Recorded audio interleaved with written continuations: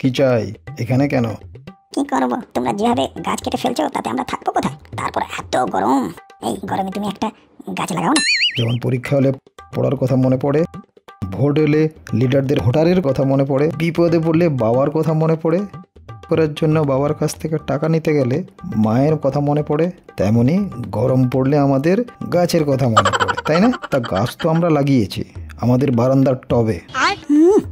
বড় বড় গাছগুলো কেটে বাড়ি, ফ্ল্যাট, শপিং মল, চড়া রাস্তা, কলকারখানা বানিয়ে এখন বারান্দায় ওই পুচকে পুচকে গাছগুলো লাগিয়ে বলে কিনা গাছ লাগিয়েছে। কিছু বললে?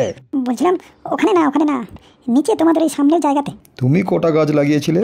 আমার বাড়ির সামনে জায়গা কোথায়, ওই একটু ছিল, ওটা আমার জানলাটা ঘিরে যাবে না? আর একজন না লাগালে কি হয়েছে, অন্যদেরও অনেক বড় বড় জায়গা আছে, তারা কেন লাগাবে না? আমার বাবা একটা গল্প বলতেন। একটা রাজা বললেন প্রজাদের যে একটা দুধ পুকুর বানাবো, সবাই এক ঘটি করে দুধ রাত্রেবেলায় ওই পুকুরে ঢেলে দেবে, সকালে উঠে দেখতে পাই ওটা দুধের পুকুর হয়ে গেছে। একটা প্রজা পুকুরের পাড়ে এসে রাত্রেবেলা ভাবলো এক ঘটি জলে এমন কিছু হবে না, অন্যরা তো দুধ ঢালবেই। সকালে উঠে রাজা দেখেন দুধের জায়গায় জলের পুকুর হয়ে গেছে।